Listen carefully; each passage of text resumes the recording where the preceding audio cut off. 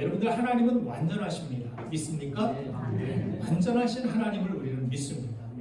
상황에 따라 흔들리는 하나님이 아니라 어떤 약속을 했다가 나중에 나는 모르겠다라는 그런 불완전한 하나님이 아니라 말씀하신 것은 그저 그 모든 것들을 그대로 이루신 하나님, 일점 일획도 변함없이 지키신 하나님, 또 우리에게 가장 선한 것, 가장 완전한 축복을 주시는 하나님을 우리는 믿고 그 하나님을 오늘 우리가 예배하고 있습니다. 완전하신 하나님은 우리에게 부족함 없는 완전한 구원과 완전한 축복을 주시길 원하시는 하나님이신 줄로 믿습니다. 그런데 우리가 정작 받아 누리는 축복은 뭔가 부족한 것 같다라는 느낌적인 느낌을 가질 때가 있습니다. 내 신앙생활을 하는데, 기도를 하고 헌신을 하는데, 나의 삶에 주어진 하나님의 축복, 내가 과연 그런 하나님의 완전한 축복을 누리고 있는가? 이렇게 스스로 질문해 보면 그렇지 못하다라고 생각하는 사람들이 의외로 많이 있습니다. 오늘 보면 출애굽기 4장 19절과 20절 말씀을 보면 하나님의 부르심에 응답하고 순종한 이 모세를 위하여서 하나님은 모세를 죽이려던 그 모든 사람들을 죽게 하시고 또 모세가 가진 보잘것없는 지팡이를 하나님의 지팡이가 되게 하셔서 가치 있게 쓰임받게 하십니다. 또 31절을 보면은 모든 백성이 하나 되어서 모세를 따르며 예배하게 하시는데, 자, 출애굽기 4장 19절 20절 말씀을 같이 한번 다시 읽어보겠습니다. 출애굽기 4장 좀 전에 띄운 거 19절과 20절 말씀 시작. 여호와께서 미디안에서 모세에게 이르시되 애굽으로 돌아가라. 내 목숨을 노리던 자가 다 죽었느니라. 모세가 그의 아내와 아들들 나귀에 태우고 애굽으로 돌아가는데 모세가 하나님의 지팡이를 손에 잡았더라. 아멘. 하나님께서 순종한 이 모세를 위하여서 모든 것들을 준비해 주셨고 하나님의 능력의 지팡이까지 그렇게 들려주신 모습을 오늘 성경은 기록하고 있습니다. 그러므로 순종을 통해서 내가 할 수 없는 묶여진 일들을 하나님께서 준비해 주실 뿐만이 아니라 풀어주시고 있다는 사실을 오늘 성경을 통해 우리는 확인할 수 있습니다. 그런데 하나님께서 이렇게 모세에게 사명을 주신 후 순종한 이 모세가 얼마 지나지 않아서 하나님은 이 모세를 죽이려고 하시는 모습을 오늘 성경은 그리고 있습니다. 겉으로만 보면 당황스러운 하나님을 우리는 여기에서 경험하고 만나게 됩니다. 어떻게 부르심에 응답하고 순종하여 모든 것 준비하시고 지팡이까지도 들려주셨던 그 하나님이 왜 모세를 죽이려고 하십니까? 갑자기. 겉으로만 보면 정말 당황스러운 하나님이 아닐 수 없습니다. 그런데 이유가 무엇입니까? 하나님의 성격이 독특하신 것입니까? 아니면 모세에게 문제가 있었던 것입니까? 하나님은 450년간 노예였던 이스라엘에 이 출애굽이라는 큰 일을 앞두고 출애굽이 모세의 힘이 아닌 하나님의 능력을 전적으로 의지하는 그 믿음으로 순종으로 하나님은 이 모든 것들을 이루시기를 원하셨습니다. 여러분들 순종이라는 것이 무엇입니까? 순종은 그냥 의무적으로 우리가 생각할 것이 아닙니다.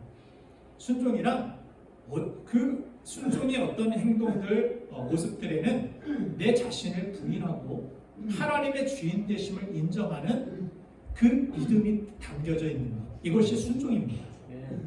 순종이란 내 뜻, 내 생각 내려놓고 하나님이 맞습니다. 하나님이 옳습니다. 하나님 따르겠습니다. 하나님이 주인이시니까. 그래서 순종을 제사보다 하나님께서 기뻐하신다라고 성경을 통해 말씀하신 것입니다. 주인 되심을 인정하는 모습이기 때문에. 예배, 제사도 하나님의 주인 되심을 인정하는 행동이지만 우리의 삶에서 그것으로 끝나는 것이 아니라 우리 삶의 모든 상황 속에서 순종을 통한 하나님의 주인 되심을 인정하기를 하나님은 원하신다는 것입니다. 그래서 성경은 영접하는 자, 곧 그 이름을 믿는 자들에게 하나님의 자녀가 되는 권세를 주셨다라고 말씀하시면서 영접이 무엇입니까?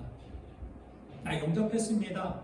그 이름 내가 들었습니다. 알고 있습니다. 이것이 영접이 아닙니다. 영접이란 주인이 바뀌는 모습입니다. 이전에는 내 영광, 내 욕심, 내 원함, 내 편리함, 내가 주인 되어 살아갔다라면 이제는 주인 되신 주님을 마음을 다해, 힘을 다해, 뜻을 다해 따르는 순종, 그것이 영접입니다. 성경에 나타난 이스라엘의 모든 승리와 또 쓰임받는 사람들의 공통점들은 바로 이 순종에 있었습니다. 그것이 믿음이기 때문입니다. 죄와 죽음도 불순종으로 인하여서 인간에게 찾아왔지만 예수님의 순종으로 인하여서 이 죄로부터 우리가 해방을 받게 되고 죄의 노예 사슬이 풀리게 되는 하나님의 은혜 가운데 우리는 들어가게 된 것입니다. 하나님은 이렇게 모세에게 하나님의 뜻이 그의 삶에 이루어지게 또 온전한 축복을 그가 누리게 하시기 위하여서 온전한 순종을 요구하시는 것, 그것이 갑자기 모세에게 죽음이라는 어떤 상황들, 위기, 그것을 통하여서 하나님이 원하셨던 것은 죽음이 아니라 순종이었다는 사실을 우리는 알 수 있는 것입니다. 순종을 통한 하나님의 축복, 온전한 축복을 누리게 하시는 하나님의 그 뜻은 비단 모세뿐만이 아니라 오늘 예배하는 저와 여러분들에게도 향하고 있다는 사실을 우리는 깨달아야 됩니다. 하나님의 백성의 우선순위는 바로 순종이 있어야 합니다. 여러분들, 하나님께 순종하며 모세처럼 대적으로부터 하나님께서 보호하시고 마른 지팡이도 가치 있고 능력 있게 쓰임받게 하시는 줄로 믿습니다. 또한 내 힘으로 풀 수 없는 묶여진 문제까지도 하나님께서 풀어주시는 하나님의 놀라운 은혜를 우리가 경험하며 이 땅을 살아가게 될 줄로 믿습니다. 오늘 예배하는 여러분들 모두가 이 은혜를 누리게 되기를 주님의 이름으로 축복합니다.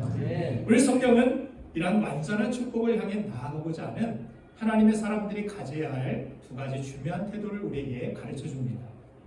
그 첫 번째는 바로 순종을 묵혀두지 말라라는 것입니다. 순종이 중요함을 우리는 알고 있습니다. 순종이 제사보다 낫다라고 하나님 말씀하셨기 때문에 그 말씀도 잘 알고 있습니다.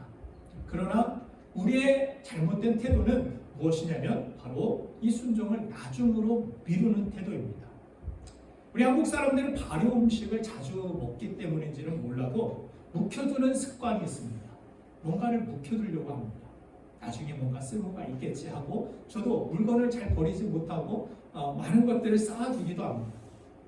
묵혀두는 이 습관들, 다른 부분들에 대하여서는 좋을지 모르겠지만 누군가 순종은 상하기 쉬운 숙주나물이라고 그렇게 표현한 적이 있는데 숙주나물을 묵혀뒀다가 먹으면 그것은 독이 되어 돌아옵니다. 순종도 마찬가지입니다. 다른 건 묵혀둬도 좋지만 순종만큼은 묵혀두지 말라는 것입니다.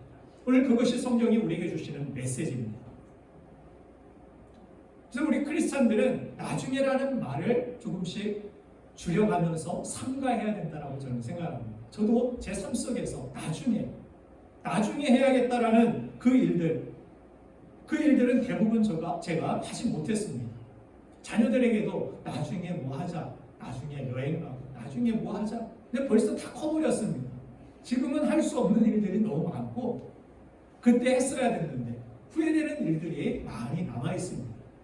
책도 사놓고서 나중에 봐야지 지금 바쁘니까 했는데 그것이 그냥 책이 많이 산더미 같이 쌓여가지고 이게 한 날을 잡고 한 달을 쉬면서 책을 읽어야 되는 큰 일로 그렇게 남겨지게 되는 모습을 보면서 그때 즉시 하는 것이 얼마나 필요하고 중요한지를 저는 깨닫습니다. 달란트 비유를 우리가 보면은 칭찬받고 또 계속해서 하나님 앞에 쓰임받는 두 사람의 특징을 성경은 즉시 가서라는 말로 강조하여 표현하고 있습니다. 두 사람은 즉시 가서 그러나 한 사람은 가서 그냥 그게 빠른 어떤 순종이 필요가 있겠느냐, 나중에 뭐 하지, 그냥 땅에 묻어두고. 아브라함의 하나님께서 이삭을 모리아산에 제물로 바치라는 그런 말씀에 대하여서 아브라함의 태도를 성경은 새벽 일찍 출발했다라고 그 시간에 대하여 강조하는 모습을 봅니다. 아마 하루가 지나고 이틀이 지나고 생각이 달라질 수 있었다라는 그런 어떤 위기 의식을 이 아브라함은 가졌는지 모르겠습니다. 하나님의 말씀에 대하여서는 그저 빠른 것이 중요하다라는 것, 빠른 반응, 빠른 순종이 필요하다라는 의식, 이것이 아브라함이 또 이삭이 하나님의 복을 누리게 되는 그러한 모습이라는 것을, 태도라는 것을 성경은 우리에게 가르쳐 줍니다. 여러분들, 나중은 우리의 영역이 아님을 반드시 우리는 기억해야 합니다. 내일 일은 내가 알 수 없습니다. 창고 12를 지어놓고서 나중에 즐기자한 이 젊은 부자가 예수님께 찾아와서 예수님에게 무슨 어떤 이야기를 듣습니까? 이 어리석은 자. 왜 어리석다라고 이야기합니까? 그는 지혜롭게 물질을 많이 비축할 수 있었고 창고 12를 쌓아놓고 재물도 많이 얻었습니다. 그러나 그가 가진 어리석다라고 예수님께 말을 들어야 됐던 그 이유는 바로 미래에 대하여서, 이만큼 있으니까 나는 내 미래 편안하게 지낼 수 있어, 내 노후는 안정될 수 있고 나는 이렇게 살 수 있어. 그러나 예수님 말씀하시죠. 어리석은 자여, 내가 오늘 밤 내 영혼을 내가 취하여 가면 이 모든 것들이 누구 것이 되겠느냐? 이게 정말 네 영역이라고 생각하느냐? 네 미래를 네가 컨트롤할 수 있다고 생각하느냐? 그것은 어리석은 생각이라는 것을 주님이 말씀하시는 것입니다. 그러므로 나중에 하겠다라는 것은 어떤 의미에서 어리석고 또 교만한 그러한 생각이라고 이야기할 수 있겠습니다. 나중은 우리 영역이 아닌데, 나중에도 내가 내 마음대로 내가 생각만 하면 할 수 있어. 이것은 교만이라는 것입니다. 그래서 하나님이 주인 되심을 인정하는 것, 그것이 순종이라 말씀을 드렸습니다. 그래서 순종의 요청이 있을 때 나중에 이해되면 하겠습니다 라는 그러한 태도, 이런 태도를, 이런 마음을 가지면 우리는 왜라는 질문만 생기게 됩니다. 성경은 주 안에서 예라는 태도가 필요하다고 말씀합니다. 하나님의 말씀 안에서 우리는 예라는 태도, 이것이 믿음이고 이것이 순종이라고 성경은 가르쳐 줍니다. 예수님께서 처음 표적을 나타내실 때 공생애를 시작하시면서 가나의 혼인 잔치의 기적을 나타내셨습니다. 거기에서 예수님께서 어떻게 보면 이해될 수 없는 그런 상황과 환경 속에서 화인에게 물 떠오라는 그런 명령을 하십니다. 문제를 가지고 주님께 찾아왔는데 어디 가면 포도주가 있다, 포도주 조금을 가져와라, 오병이 기적과 같이 이렇게 많게 손님들 다 대접할 수 있도록 만들어줄게, 이것도 아니고 물 떠와. 우리가 하나님 앞에 나아갈 때 하나님, 나는 이것이 부족하고 이것이 필요하고 이게 없어서 힘듭니다.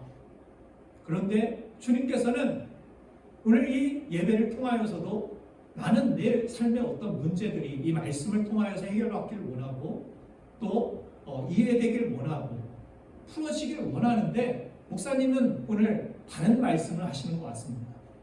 나와는 상관없는 말씀을 주시는 것 같습니다. 난 순종 잘하고 있는 것 같은데 이 모세를 통하여 순종하라고 하시다는, 나는 즉시 무엇을 이루어 가고 있는데 나중으로 미루지 말라라는 거 나와는 상관없는 말씀 같습니다 라고 생각할 수 있습니다. 그러나 그렇지 않다라는 거예요. 주님께서 나와 상관없는 말씀을 주시는 것이 아닙니다. 이 말씀을 통하여, 이 말씀이 직접적인 어떤 내가 가진 문제와 내가 원하는 바와 직접적인 관련이 없고 또 그것이 해결 방안이 아닌 것 같이 보이지만, 하나님은 하나님의 섭리 가운데서 이 순종의 모습을 통하여서 하나님의 일들을 온전하게 이루어 가시고 내가 생각하지 못했던 일들까지도 풀어주시는 하나님의 온전한 축복을 우리에게 주신다라는 사실입니다. 여러분들 이 사실을 믿으시기 바랍니다. 그래서 우리가 왜요? 이해되면요, 나중에 이런 생각을, 이런 태도를 가지고서는 하나님의 온전한 축복 안에서 우리가 그 축복을 누릴 수 없다는 사실을 오늘 성경은 우리 가르쳐 줍니다. 오늘 본문을 보면은 이 모세의 아내가 두 아들의 할례를 미룬 이유로 남편이 죽게 되는, 모세가 죽게 되는 위기의 상황이 갑자기 벌어지게 됩니다. 그 이유는 아마도 이 아내 십보라가 이방 여인이기 때문이었다라는 신학적인 어떤 추측을 하게 됩니다. 십보라가 그냥 이방 여인도 아니고 이드로라는 이 장인이 미디안의 제사장입니다. 우상을 숨겼던, 숭배하고 앞장섰던 그 환경과 그 문화 속에서 살았던 사람이 하나님의 말씀을 가지고 모세에게 시집 와가지고 하나님의 명령으로 난지 8만에 할례를 주라. 우리 문화에서는 도저히 납득할 수 없고 이해될 수 없는 그러한 일들입니다. 그렇기 때문에 순종하는 것이 십보라에게는 아마도 어려웠을 것입니다. 모세도 하나님의 말씀을 알고 있었고 아마 이 아내에게 이야기도 했을 것입니다. 그러나 십보라가 모세보다 셌던 것 같습니다. 몇 번 말하다가 안 한 것 같아요. 그래서 그냥 갔습니다. 또 아들 데리고 그냥 갔어요.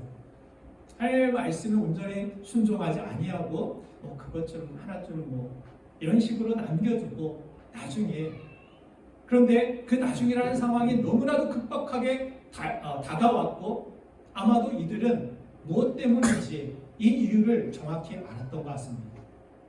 아들에게 하나님의 말씀대로 우리가 순종하지 않았기 때문에. 그래서 그런 상황이 닥쳐왔을 때 그들이 취한 바로 이 십보라가 취한 행동은 무엇입니까? 아들을 데리고 돌칼 가지고 가가지고 마취도 없이 할례를 시킵니다. 그리고 남편에게 당신은 피남편이다. 피남편이라는 것이 피로 이루어진, 피로 얻은 남편, 피로 다시 생명을 찾은 그런 남편이라는 그런 의미도 있고, 또 이 언약을 지킴으로 인하여서 다시 되찾게 된 남편이다, 이런 의미도 또한 포함되고 있습니다. 어쨌든 하나님 말씀을 따르지 않는 이 불순종의 영향력이 그 한 사람으로 끝나는 것이 아니라 자녀 한 사람으로, 아내 한 사람으로, 남편 한 사람으로 끝나지 않고 주변 사람들에게 부정적인 영향력을 끼친다라는 사실을 오늘 성경은 우리에게 보여줍니다. 아가는 사람의 범죄로 인하여 이스라엘 백성 전체가 고통을 받고 죽게 되는 그런 사건을 성경은 보여주면서 왜 그 한 사람이 한 사람이지, 그 사람이 죄 지었으면 그 사람만 죽으면 되지, 왜 다른 사람까지 고통을 받게 됩니까? 무슨 연자제입니까? 우리가 그렇게 생각할 수 있지만 죄라는 것이 이 파급 효과가 얼마나 어마어마한 것인지, 아담의 죄가 나와 무슨 상관이 있습니까? 내가 선악과 먹었습니까? 여러분들 선악과 드셔보신 분 계십니까? 무슨 맛일까요? 선악과 나는 먹지도 않았는데 내가 왜 죽어야 되고 내가 왜 지옥에 가야 되고, 이해가 납득이 안 됩니다. 그래서 전도하다 보면 그런 이야기들을 아셔요. 선악과 나는 안 먹었어요. 목사님은 전도를 그렇게 하시는데 천국 가봤어요. 나중에 그냥 천국문 앞에서 그것을 선택할 수 있을 것처럼 그렇게 이야기하시는 분들도 계시는데요. 믿고 순종할 때 하나님께서는 믿음을 통하여서 내가 알지 못하는 일들까지도 우리 삶 속에 어떤 신뢰와 어떤 축복과 은혜를 다 받아 누리고 또 이해하게 하십니다. 그래서 순종한 다음에 지나고 나니까 물떠온 하인들만 알더라라고 성경은 이야기하죠. 무슨 이야기입니까? 물떠오라고 하니까 이해가 안 됐는데 물떠왔습니다. 가나의 혼인잔치에서 물떠왔는데 하인들이 물떠오면서 여전히 물입니다.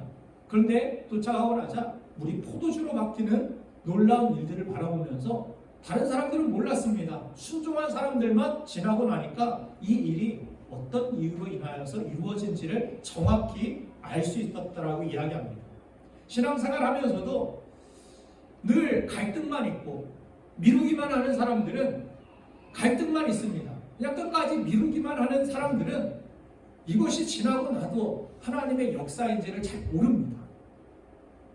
이것이 이 순종을 통하여 하나님께서 나에게 이런 은혜를 주시고 인도하시는구나 라는 것을 경험해야 되는데, 항상 왜요? 굳이 이해되면, 이런 사람들은 지나고 나도 하나님께서 은혜 주셔도 그것이 감사한 것인지도 모르고 또 그 하나님의 역사 은혜를 또 깨닫지도 못하는 모습들을 많이 보게 됩니다. 로마서 5장 19절 말씀을 보면은 불순종의 이 영향력의 범위와 순종의 영향력의 범위를 우리에게 정확히 말씀해 줍니다. 같이 한번 읽겠습니다. 시작. 한 사람이 순종하지 아니하므로 많은 사람이 죄인이 된 것 같이 한 사람이 순종하심으로 많은 사람이 의인이 되리라. 아멘. 아담과 예수님에 대하여서 비유로 말씀하면서 한 사람의 불순종이 얼마나 파급 효과가 큰지 아느냐. 그러나 한 사람의 또한 순종은 놀라운 하나님의 은혜와 역사를 가져오게 된다. 이것을 우리에게 말씀하고 있습니다. 그래서 주 예수를 믿으라 하면서 주님은 그리하면 너와 네 집이 구원을 얻으리라 말씀합니다. 너뿐만이 아니라 네 집이, 네 가족이 하나님의 놀라운 은혜의 역사에 체험하게 될 것이다. 그런 주님의 말씀처럼 내가 순종해야 우리 자녀들, 주변 사람들도 복을 받을 수 있다는 사실 여러분들 믿으시면 아멘 하시기 바랍니다. 우리가 잘 믿어야 됩니다. 잘 믿어야 돼요. 저희 집안도 보면은 누군가 한 사람이 정말 십자가 지고 믿음으로 하나님만을 의지하고 하나님만을 섬기며 어떤 핍박도 견디고 어떤 어려움도 견디고 집안에서 버린다라고 협박까지 받아도 난 주님만 믿겠습니다 할 때 그 가운데 다른 사람들까지도 구원의 길로 그 구원의 반열로 들어서는 하나님의 놀라운 은혜가 임하는 것을 볼 수가 있었습니다.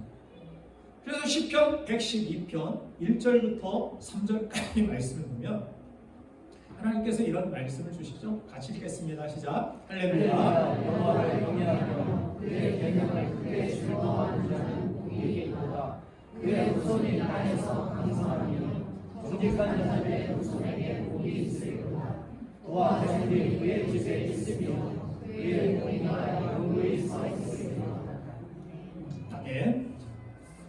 내가 하나님을 잘 섬기고 하나님을 믿고 의지하며 나아갔는데 하나님께서는 후손들이 그 후손들까지도 생각하시고 그 복의 파급 효과를 그 당대뿐만이 아니라 다윗 한 사람이 잘 믿었는데 솔로몬을 축복해 주시고 하나님의 놀라운 은혜를 허락하여 주신 것처럼 여러분들 한 사람을 통하여서 여러분들의 자녀가 잘 될 수 있다라면 우리가 어찌 믿지 않을 수 있겠습니까?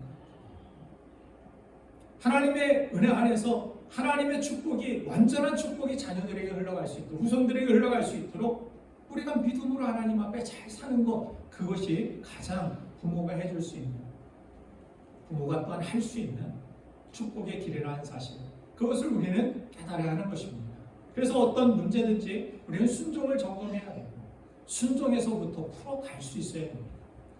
얼마 전에 극동방송에서 어떤 분이 간증을 하시는데 변호사분이에요. 변호사분인데 사법고시를 패스하고 사법고시를 패스하기 위해서 공부만을 몰두했다라고 이야기합니다.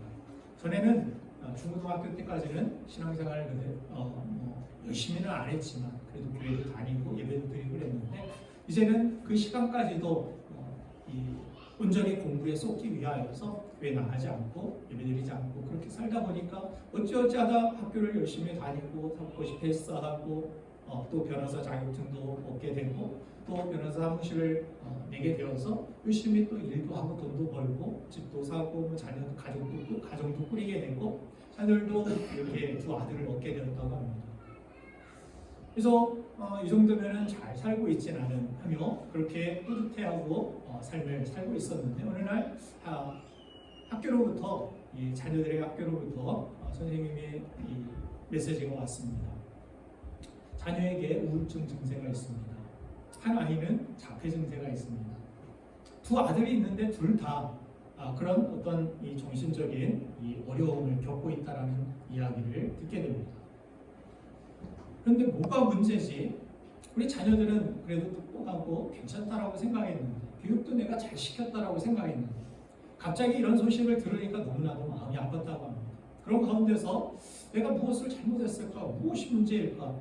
생각하는 가운데서 하나님이 떠올랐다라는 거예요. 내가 그때 하나님 앞에 예배하고 하나님의 그 구원의 은혜도 듣고 내가 하나님 앞에 감사하기도 했고 나의 인생을 하나님 앞에 맡긴다라고 그렇게 기도도 했는데 내 지금의 모습을 바라보니까 너무나도 하나님께 멀리 떨어져 나온 것 같고 하나님 앞에 그때 했던 약속들, 그때 했던 어떤 믿음의 고백들이 지금은 지켜지지 않는 모습을 회개하면서 다시 교회에 나가기 시작했다고 합니다. 그리고 교회에 나가서 그냥 다닌 것이 아니라 거기에서 자기가 할 수 있는 일들에 대하여서 헌신하고 봉사하는 그러한 일들을 감당하고 맡아서 했는데 얼마 지나지 않아서 아이들이 점차 좋아지는 그러한 모습을 경험하면서 하나님은 정말 과연 살아계십니다. 내가 하나님 앞에 돌아갈 때 하나님은 나에게 내가 할 수 없었던 일들까지도 놀라운 일들을 하나님께서는 이루시는 것을 경험하게 되었다라고 고백하는 것을 들을 수 있었습니다. 여러분들 가족 중 한 사람이라도 더 순종하여 온전한 축복을 가족 모두가 누릴 수 있도록 여러분들 불순종의 자리에 아직까지도 남아있는 가족이 있다면 하루속히 교회로 하나님의 또 부르심 앞에 나올 수 있도록 여러분들 간절함을 가지고 기도를 시작하시고 또한 지혜롭게 하나님 앞으로 인도하시길 바랍니다. 또 여러분들 자신이 순종의 아버지, 순종의 어머니가 되시고 순종의 청년들이 되시고 내가 순종해야 될 부분들을 나중으로 미루거나 아직 말씀대로 순종하지 못하고 머뭇거리는 부분이 있다면 오늘 이 시간 여러분들 결단하시기 바랍니다. 막히고 죽었던 부분들이 다시 살아나게 될 줄로 믿습니다. 근심과 고난이 벗어나 평강을 누리게 될 줄 믿습니다. 두 번째 마지막으로 우리는 합리보다 섭리를 따라야 합니다. 순종을 묵혀두고 나중으로 미루지 않을 뿐만이 아니라 순종은 합리를 따라서 순종해서는 안 됩니다. 하나님의 섭리를 따를 때 우리가 온전한 순종을 하게 됩니다. 오늘 본문 말씀 출애굽기 4장 21절 말씀을 보면은 여호와께서 모세에게 이르시되 내가 애굽으로 돌아가거든 내가 내 손에 준 이적을 바로 앞에서 다 행하라. 그러나 내가 그의 마음을 완악하게 한즉 그가 백성을 보내주지 아니하리니 백성을 출애굽시키기 위하여 애굽에서 끌어내기 위하여서 하나님께서 보내신다고 하셨는데 바로의 마음을 완악하게 막 만들어가지고 백성들 못 보내게 하겠다 하나님 말씀하십니다. 이해가 되십니까? 그냥 가면은 그냥 오케이 하고 데려가세요 이렇게 나와야 되는데 하나님이 바로의 마음을 완악하게 만들어가지고 못 보내게 만들겠다. 이해가 안 됩니다. 거기 가면은 괜히 싸움만 나고 죽을지도 모릅니다. 완악한 바로를 만났다가는 순종하여 가기도 무섭고 어렵고 이 문제를 어떻게 해결해야 되겠습니까? 보내주신다는 겁니까? 안 보내주신다는 겁니까? 분명히 모르겠는데 가야 됩니까? 말아야 됩니까? 만일 바로가 이 부드러운 마음으로 모세를 영접하고 또 이스라엘을 그렇게 대하면서 풀어주었다면 홍해까지 그들이 쫓아오지도 않았을 것이고 애국 군대가 홍해에 빠져가지고 전멸하지도 않았을 것입니다. 그들이 전멸하지 않고 남아있으면 바로는 완악하지 않아도 이스라엘 백성들 모든 노예들을 제사으로 보고 있었기 때문에 놓아주는 척 했다가도 군대를 보내서 아마 다시 끌어왔을 것입니다.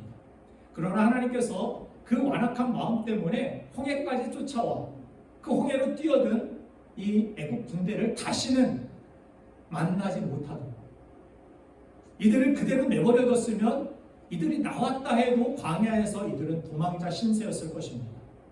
항상 쫓기듯이 이 바로의 군대에게 쫓기며 그들은 평생을 살았을 것입니다. 그러나 바로의 마음이 완악함으로 인하여서 다시는 이 애국 군대를 볼 수도 없었고 그들에게 평안이 임했고 완전한 자유가 주어지게 되었다는 사실을 우리는 깨닫게 됩니다. 그러므로 여러분들 세상이 돌아가는 이치는 두 가지가 있습니다. 하나는 합리고 하나는 섭리입니다. 우리가 지식을 많이 쌓고 공부를 하고 그런 이유들 무엇입니까?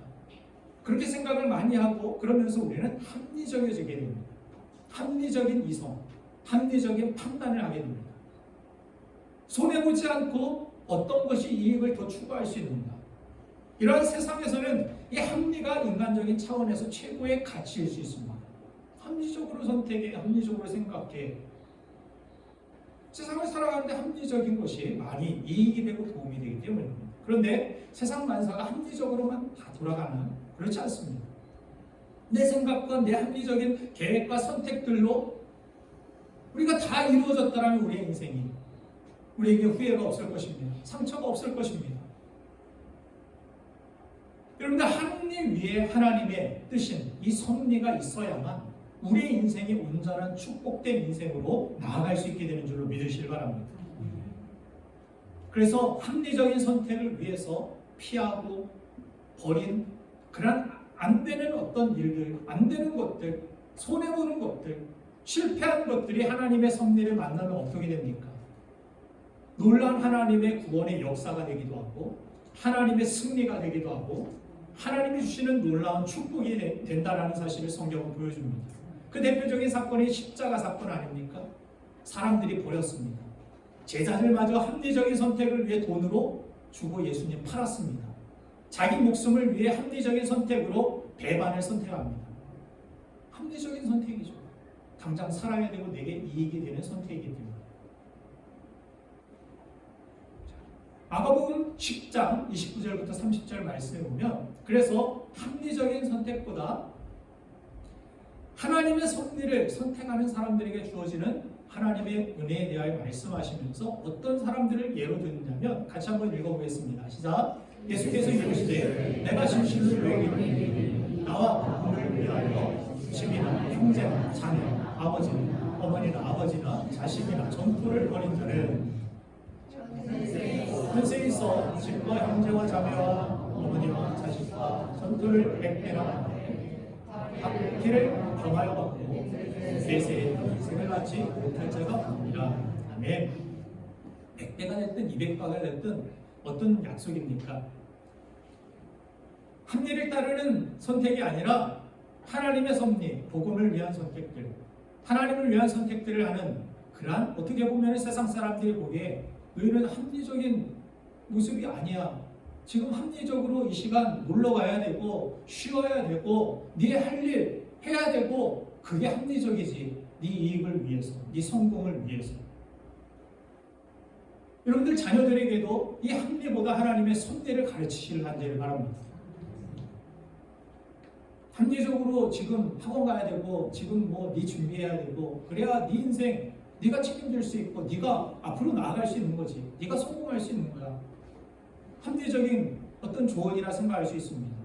그러나 이 모든 합리보다 뛰어넘는 이 합리를 뛰어넘어 하나님의 섭리가 없으면 아무리 열심히 준비를 해도 아무리 많은 무기를 가져도 골리앗과 같이 아무리 무장을 해도 하나님의 섭리 앞에서는 한순간에 물거품이 되고 무너질 수 있다는 사실을 성경은 우리에게 분명히 보여줍니다. 우리가 믿고 의지해야 될 것은 세상의 합리가 아니라 하나님의 말씀의 섭리입니다. 하나님의 뜻인 섭리입니다.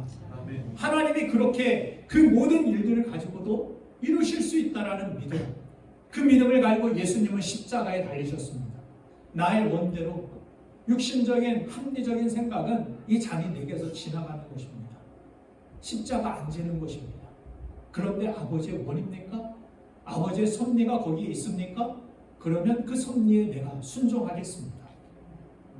그것이 믿음이었고 그것이 십자가 사건이고 십자가 앞에서 합리적인 선택을 한 사람들은 다 배반자가 되고 넘어지고 후회하고 그랬지만 그 십자가 앞에서 순종한 예수님을 통하여서 놀라운 구원과 승리와 부활의 영광이 우리에게 임하게 된 줄로 믿습니다. 그래서 우리가 좀 떨리더라도 용기가 없더라도 이 말씀 붙들고 우리는 선택을 해야 합니다. 합리적인 선택이 아니라 하나님의 섭리를 믿는 선택을 해야 합니다.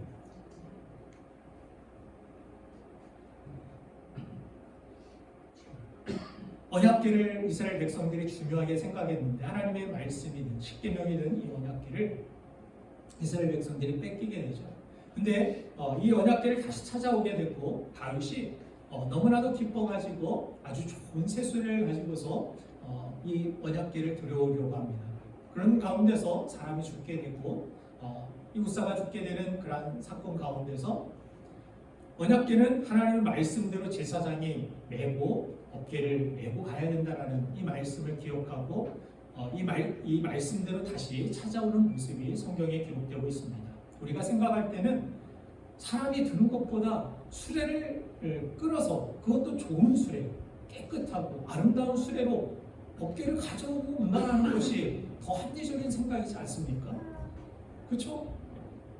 그런데 이 사건을 통하여 하나님이 그것을 막으십니다. 하나님의 말씀을 가지고서 언약궤를 운반하게 만드십니다. 무슨 이야기입니까? 하나님께서는 합리적인 생각을 쫓아 살아가는 하나님의 백성이 되는 모습이 되기를 원하시는 것이 아니라 우리의 삶이 하나님의 말씀을 따라서 그 모든 것들을 이루어 가기를 하나님이 원하신다는 사실, 거기에서 브레이크를 거시는 모습이 있습니다. 우리 인생에서도 하나님께서 때때로 브레이크를 어떤 문제 가운데 거실 때가 있습니다. 뭔가 될 것 같은데 안 되는 그런 문제를 주실 때가 있습니다. 조금만 뭔가 하나님께서 도와주시면은 이것이 될 것 같은데 안 될 때가 있습니다. 그런 일들이 있다는 거예요. 저희 인생 가운데서도 그런 일들이 많이 있었습니다. 될 것 같은데, 이건 돼야 되는데, 되는 일인데, 그런 일들 가운데서 안 되게 하시는 것 같은 느낌을 받을 때 우리는 무엇을 점검하고 무엇을 해야 됩니까? 우리의 순종. 내가 지금 합리를 따르고 있는지, 하나님 섭리를 따르는 삶을 살고 있는지, 이것을 우리가 꼭 점검해 봐야 된다는 사실입니다. 대통령 선거를 며칠 앞두고 있습니다. 우리 크리스찬들은 이 정치 가지고서 너무 열내는 것, 이것은 성경적으로 볼 때 우리가 자제해야 될 일이라고 저는 생각합니다. 성경을 보면은 왕을 처음 달라고 백성들이 요구할 때가 있었습니다. 제사장이 아닌 우리도 왕을 주세요, 다른 나라들처럼. 뭔가 체계가 필요합니다. 이렇게 체계 없는 이스라엘 백성들 항상 하나님 말씀만 기다리고 언제까지 이렇게 불안하게 살 수가 없습니다. 어떤 시스템이 필요할 것 같습니다. 그런 가운데서 왕을 주세요 할 때 하나님께서 이스라엘 백성들에게 무슨 말씀하십니까? 저들이 제사장 너를 버린 것이 아니야, 선제를 버린 것이 아니라 나를 버렸어, 이런 말씀을 주십니다. 시스템을 달라는 게 뭐 잘못입니까? 합리적으로 다른 나라들처럼 어떤 체계를 이루어서 이 이스라엘 백성들을 굳건하게 지키고 지탱하는 나라를 만들고 싶습니다. 그게 무슨 문제입니까? 그런데 왕 주세요, 왕 주세요 하면서 이렇게 열을 내고 왕을 구하는 이스라엘 백성을 하나님 버린 것이라고 이야기하는 이유가 무엇입니까? 무엇입니까? 이렇게 뽑혀진 왕들이 결국 대부분 나라를 망친 왕들이 되었습니다. 하나 될 것 같고 시스템으로 정말 견고한 나라가 될 것 같은데 남유다와 북이스라엘로 각 왕들을 쫓아서 나라가 분열되어 버렸습니다. 단절된 이유가 되어버렸습니다. 내가 보기에는 이 대통령을 뽑으면은 이 나라를 정말 잘 다스릴 것 같고 이 대통령 아니면 안 될 것 같지만 그렇지 않습니다. 하나님은 이스라엘 역사 11기가 왕의 역사들 아닙니까? 그래서 영어로도 킹즈, 그죠? 왕들의 이야기를 적어놓고 있는데 보면 어때요? 정말 부족한 왕들, 연약한 왕들, 부끄럽고 수치스럽고 죄 많은 왕들까지도 하나님께서는 하나님의 일들을 뜻하신다라면, 하나님의 섭리가 있다라면 그들을 통해서도 하나님의 놀라운 승리와 영광을 이스라엘에게 주시는 모습을 봅니다. 그러나 거룩해 보이고 정말 흠없어 보이고 마치 사울 왕과 같이 사람들이 보기에도 너무 잘생기고 너무 멋지고 그런 왕이 오히려 이스라엘을 말아먹는 그런 왕이 되어버리는 모습을 성경은 보여주면서 너의 선택, 너희가 의지하는 사람, 네가 뽑은 왕, 네가 이 왕들이, 이 사람들이 나라를 세울 수 있고 이 나라를 복되게 할 수 있다라고 너희가 믿느냐? 그렇지 않다라는 거예요. 그래서 내일 우리가 함께 기도하고자 하는 것입니다. 이 나라를 세울 수 있는 분은 오직 하나님이시기 때문에 우리는 기도의 열을 올려야 돼요. 상대방 비방하고 욕하고 저주하고 이럴 것이 아니라 지금 우리는 기도해야 돼요. 하나님, 이 나라를 불쌍히 여겨주세요. 이 나라에게 하나님의 은혜가 필요합니다. 하나님의 섭리가 필요합니다. 우리가 잘 몰라서 부족한 왕을 뽑아도, 그런 대통령을 뽑아도 그 사람들을 통하여 일하실 수 있는 분은 하나님이시기 때문에 설령 내가 원하는 대통령이 안 뽑혀도 그를 통하여 하나님의 뜻이 이 나라에 이루어지도록 하나님 역사하여 주옵소서. 물론 성경적으로 우리가 위배되는 그런 것들을 지지하는 사람들을 우리가 굳이 뽑을 필요는 없습니다. 동성애를 지지하거나 이런 것들, 성경적이지 않는 것들, 죄악된 것들을 지지하는 사람들을 우리는 거르는 모습들도 필요하겠지만, 그러나 그 모든 선택들 가운데서 너는 뭐 일찍, 너는 있지? 왜 3집은 없어요? 무시하는 거예요? 3번을 찍을까? 그런 생각이 있는데 어쨌든 하나님의 은혜 안에서 우리가 어떤 선택을 하든 우리 하나님이 기뻐하시는 믿음의 선택, 순종의 선택을 했다면 합력해서 선을 이루는 하나님의 섭리가 그 가운데 있음을 믿으시기 바랍니다.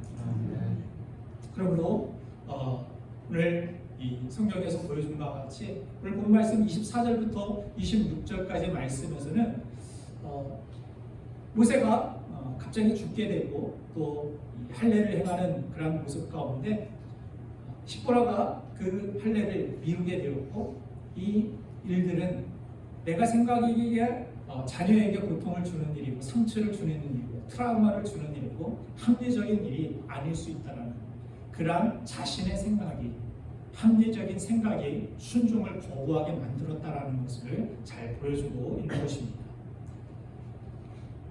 그러므로 우리가 해야 할 일은 무엇입니까?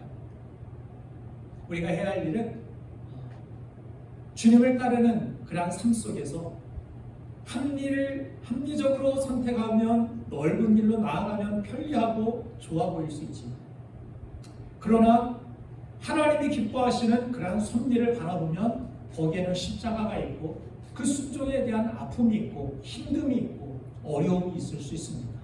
그러나 그 고난의 길은, 주님과 함께 고난을 받는 그 십자가를 지고 주님을 따르는 제자의 삶의 끝은 하나님의 영광이 있고 온전한 축복이 있고 완전한 승리가 있음을 믿으시고, 내 삶에서 지금 있는 상황 속에서 우리가 잔머리 굴리면서 어떤 것이 더 합리적이지 이것만 계산하지 마시고, 어떤 것이 하나님이 기뻐하시고 온전하신 뜻이지, 하나님의 섭리가 있는 하나님의 뜻이지, 이것을 분별하시고 하나님의 기쁨을 위하여 주님이 기뻐하시는 뜻을 향하여 믿음의 순종의 길로 나아가는 저와 여러분들의 얘기를 주님의 이름으로 축원드립니다. 그래서 오늘도 살아계신 주님은 우리의 삶 속에 오늘도 하나님의 섭리로 역사하시는 분이십니다.